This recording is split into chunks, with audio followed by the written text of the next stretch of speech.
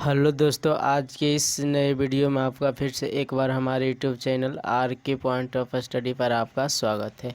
आज के इस वीडियो में हम पढ़ेंगे वॉइस। तो चलिए स्टार्ट करते हैं। वॉइस वॉइस का मतलब होता है बाज, यानी कि बाज का मतलब होता है बातचीत करना, यानी कि वॉइस का मतलब क्या होता है बातचीत करना, यानी कि वार्तालाप करना, उसी को बोलते हैं बातचीत करना, यानी कि वाच।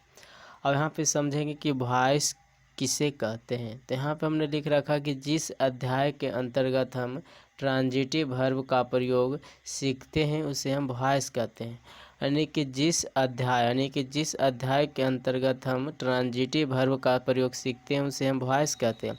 अब यहाँ पे देखिए ट्रांजिटिव वर्ब होता क्या है। तो ट्रांजिटिव वर्ब का मतलब होता है सकारात्मक क्रिया। अब सकारात्मक क्रिया का परिभाषा अगर आप शॉर्ट में ध्यान रखना चाहते हैं तो जिस सेंटेंस में ऑब्जेक्ट होता है उसे ट्रांजिटिव वर्ब कहते हैं, और जिस सेंटेंस में ऑब्जेक्ट नहीं होता उसे इनट्रांजिटिव वर्ब कहते हैं। तो यहाँ पे ट्रांजिटिव वर्ब है तो इसमें क्या होगा, ऑब्जेक्ट रहेगा, तो इसे हम बोलेंगे ट्रांजिटिव वर्ब। अब यहाँ पे देखिए वॉइस वॉइस दो प्रकार के होते हैं। एक होता है एक्टिव वॉइस, एक क्या होता है एक्टिव वॉइस, और दूसरा क्या होता है पैसिव वॉइस होता है। पहला एक्टिव वॉइस और दूसरा पैसिव वॉइस होता है। चलिए आगे बढ़ते हैं। अब यहाँ पे देखते हैं एक्टिव वॉइस का परिभाषा क्या होता है। एक्टिव वॉइस का परिभाषा यहाँ पे है कि अगर किसी वाक्य का subject door of the action, यानी सब्जेक्ट का मतलब करता, अगर किसी वाक्य का subject door of the action यानी कि कार्य करने वाला हो तो उस वर्ब का वह रूप एक्टिव वॉइस कहलाता। यानी कि इसका शॉर्ट में समझना है तो समझिए नोट पॉइंट में कि सब्जेक्ट जो रहेगा एक्टिव रहेगा, यानी कि एक्टिव वॉइस में सब्जेक्ट ही काम करता है, सब्जेक्ट को एक्टिव माना जाता है, यानी कि जो भी काम किया जाता है सब्जेक्ट के द्वारा काम किया जाता है तो उसे हम बोलेंगे एक्टिव वॉइस बोलेंगे। जैसे कि एग्जाम्पल में देखिए बॉयज ईट मैंगोज, यानी कि बॉयज कहने का मतलब क्या हो गया, बहुत सारे लड़के, तो यह हो गया बॉयज मतलब क्या हो गया लड़के, तो लड़के आम खाते हैं। और देखिए किसके द्वारा आम खाया जाता है, तो बॉयज यानी कि लड़के द्वारा, तो इसका हिंदी क्या हो गया कि लड़के आम खाते हैं। जैसे कि यहाँ पे देखिए ही किल्ड अ टाइगर, उसने एक बाघ मारा। तो यहाँ पे देखिए किसके द्वारा मारा गया, तो उसने यानी कि उसके द्वारा मारा गया है, एक बाघ मारा गया है। जैसे कि यहाँ पे देखिए वी आर वाचिंग टेलीविज़न, तो देखिए हम लोग टेलीविज़न देख रहे हैं, यानी कि क्या कर रहे हैं हम लोग टेलीविज़न देख रहे हैं। तो यहाँ पे सब्जेक्ट कौन हो गया, बी हो गया। किसके द्वारा काम किया जा रहा है, तो बी द्वारा काम किया जा रहा है। यहाँ पे किसके द्वारा क्या काम जा रहा है, ही के द्वारा। यहाँ पे किसके द्वारा किया जा रहा है, तो वाइज के द्वारा किया जा रहा है। तो जब एक्टिव अगर सब्जेक्ट रहता है तो उसे हम बोलते हैं एक्टिव वॉइस बोलते हैं। चलिए आगे बढ़ते हैं। आगे यहाँ पे देखिए पैसिव वॉइस। पैसिव वॉइस का मतलब यहाँ पे समझिए परिभाषा में, अगर किसी वाक्य का subject receiver of the action यानी कार्य का फल पाने वाला हो, यानी कि कार्य का फल पाने वाला हो तो उसे हम वर्ब का रूप पैसिव वॉइस कहलाता है। यानी कि इसमें ध्यान रखिए नोट पॉइंट में कि ऑब्जेक्ट जो रहेगा एक्टिव रहेगा, यानी कि यहाँ पे कौन रहेगा, ऑब्जेक्ट एक्टिव रहेगा। यानी कि एक्टिव वॉइस में सब्जेक्ट एक्टिव और पैसिव वॉइस में ऑब्जेक्ट एक्टिव रहता है तो उसको हम क्या बोलते हैं, पैसिव वॉइस बोलते हैं। जैसे कि यहाँ पे देखिए mangoes are eaten by boys, तो यहाँ पे देखिए सब्जेक्ट यहाँ पे बनाया क्या गया, ऑब्जेक्ट बनाया गया, तो मैंगोज यहाँ पे आया इसलिए यहाँ पे क्या ऑब्जेक्ट काम कर रहा है। यहाँ पे देखिए ये टाइगर था तो यहाँ पर ये टाइगर ऑब्जेक्ट को पहले ला दिया गया, ये टाइगर बाज किल्ड बाय हिम। तो यहाँ पे देखिए ऑब्जेक्ट को क्या यहाँ पे बनाया गया, सब्जेक्ट बनाया गया, यानी कि यहाँ पे कौन काम कर रहा है, ऑब्जेक्ट काम कर रहा है। इसलिए यहाँ पे पैसिव वॉइस में ध्यान रखना है कि ऑब्जेक्ट एक्टिव होता है। चलिए आगे बढ़ते हैं थोड़ा सा। यहाँ पे नोट पॉइंट में ध्यान रखना कि अगर सेंटेंस में ऑब्जेक्ट नहीं हो तो पैसिव वॉइस नहीं बनाया जाता। जी हाँ, ध्यान रखना है कि अगर सेंटेंस में ऑब्जेक्ट नहीं हो तो पैसिव वॉइस नहीं बनाया जाता, यानी कि किसी भी सेंटेंस में अगर ऑब्जेक्ट नहीं दिया रहता तो उसका हम पैसिव वॉइस नहीं बना जा सकते हैं। अब यहाँ पे कुछ पॉइंट देख लीजिए।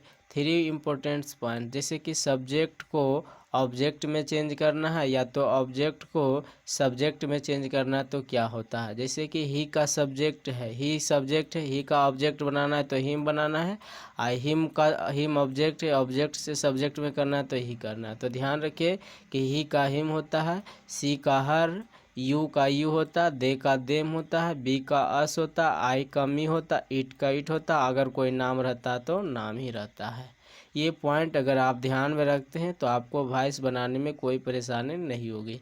तो ध्यान रखना कि सब्जेक्ट से ऑब्जेक्ट चेंज कर सकते हैं, ऑब्जेक्ट से सब्जेक्ट चेंज कर सकते हैं। जैसे कि बी का ऑब्जेक्ट अस होता, मगर ऑब्जेक्ट अस का सब्जेक्ट क्या होता, बी होता। इस तरह से आपको याद रखना पड़ेगा। चलिए आगे बढ़ते हैं। आगे पैसिव वॉइस में ऑब्जेक्ट से पहले हमेशा प्रीपोजिशन यूज होता है, जो कि अधिकांश बाय यूज होता है। अगर हमेशा कहिएगा कि अगर प्रीपोजिशन पैसिव वॉइस में बाय का यूज होता है तो ये गलत माना जाएगा, क्योंकि बहुत से जगह सिर्फ बाय प्रीपोजिशन का उपयोग नहीं किया जाता है, टू का भी प्रयोग किया जाता है। तो आगे हम एग्जाम्पल में समझेंगे। तो यहाँ पे ध्यान रखना है सिर्फ कि पैसिव वॉइस में ऑब्जेक्ट से पहले हमेशा प्रीपोजिशन होता है, ऑब्जेक्ट से पहले प्रीपोजिशन होता है, जो कि अधिकांश यानी कि ज़्यादातर बाय का यूज होता है, ये ध्यान रखना है। पैसिव वॉइस में मेन वर्ब का मतलब होता है मुख्य क्रिया। मेन वर्ब की हमेशा थर्ड फॉर्म होती है, यानी कि V3 होती है। पैसिव वॉइस में ये भी ध्यान रखना है कि जो वर्ब होता है वो मेन वर्ब जो होता है उसका V3 प्रयोग किया जाता है। तो चलिए आगे देखते हैं हम। पहला जो हम देखेंगे वो सिंपल प्रेजेंट टेंस का देखेंगे। किसका देखेंगे, simple present tense. Simple present tense इसी को बोलते हैं प्रेजेंट इंडेफिनिट टेंस। तो चलिए इसको आगे हम बढ़ाते हैं।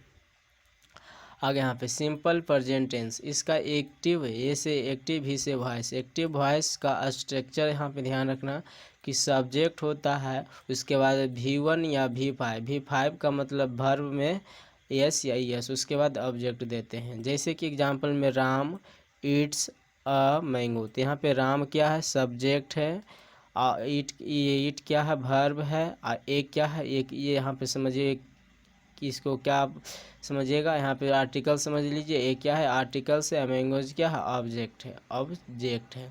तो देखिए इसका एक्टिव स्ट्रक्चर क्या है, सब्जेक्ट है, उसके बाद V1 या V5, तो V5 हुआ, उसके बाद क्या है, ऑब्जेक्ट है। तो इसको हम पैसिव वॉइस PV बनाते हैं। तो सिंपल प्रेजेंट टेंस को जब पैसिव वॉइस बनाते हैं तो पहले ऑब्जेक्ट को हम लाते हैं सब्जेक्ट की जगह। तो ए मैंगो यहाँ पे ऑब्जेक्ट है, तो इसको लाएंगे सब्जेक्ट की जगह, ए मैंगो हो गया। अब इस सब्जेक्ट के अनुसार एम इज आर देंगे। तो ए मैंगो क्या है, सिंगुलर सब्जेक्ट है, इसलिए क्या लग जाएगा, इज लग जाएगा। उसके बाद वर्ब यहाँ पे क्या है, ईट है। अभी हम जस्ट पढ़ें कि वर्ब रहेगा उसको V3 करना है, तो ईट का V3 क्या होता है, ईटेन होता है। उसके बाद हम बताए कि ऑब्जेक्ट के पहले प्रीपोजिशन होता है, तो प्रीपोजिशन यहाँ पे क्या आ गया, बाय, और ये सब्जेक्ट को हम बना देंगे ऑब्जेक्ट। तो ऑब्जेक्ट राम हो गया, राम के पहले क्या है, सब प्रीपोजिशन है, प्रीपोजिशन के पहले ये V3 है, V3 के पहले क्या है, वर्ब है, हेल्पिंग वर्ब है, उसके बाद सब पहले सब्जेक्ट है। तो यहाँ पे ध्यान रखना है कि सब्जेक्ट जो रहेगा उसको ऑब्जेक्ट कर देंगे। और यहाँ पे तो ध्यान रखिए कि एक्टिव वॉइस में ऑब्जेक्ट को क्या कर देंगे, सब्जेक्ट। ए मैंगो के अनुसार वर्ब लगाएंगे, तो यहाँ पे क्या लगेगा, इज लग जाएगा, सिंगुलर सब्जेक्ट के साथ सिंगुलर वर्ब। उसके बाद वर्ब को करेंगे V3, तो हो जाएगा ईटेन। उसके बाद प्रीपोजिशन देंगे बाय, आप सब्जेक्ट को ऑब्जेक्ट कर देंगे। क्या है, राम है तो राम, नाम रहेगा तो नाम दे देंगे। अब यहाँ पे देखिए PV स्ट्रक्चर में क्या आया। PV स्ट्रक्चर यहाँ पे हमने लिख रखा कि एक्टिव वॉइस को ऑब्जेक्ट पहले लिखेंगे। एक्टिव वॉइस के ऑब्जेक्ट देखिए ए मैंगो है, इसलिए ए मैंगो आया। उसके बाद एम इज आर, तो यहाँ पे क्या लग गया, इज लग गया। उसके बाद V3 है, तो V3 क्या, ईटेन हो गया। उसके बाद क्या है, बाय है, तो यहाँ पे बाय हो गया। उसके बाद एक्टिव वॉइस का सब्जेक्ट, तो एक्टिव वॉइस का सब्जेक्ट क्या, राम है, इसलिए राम हो गया। तो आप स्ट्रक्चर भी ध्यान रख के बना सकते हैं, या तो इस तरह से भी बना सकते हैं। तो आज की इस वीडियो में इतने तक है। अगले नेक्स्ट वीडियो में आगे बताएंगे। अगर आपको ये वीडियो पसंद आए तो लाइक कीजिए, शेयर कीजिए, सब्सक्राइब कीजिए। Thank you.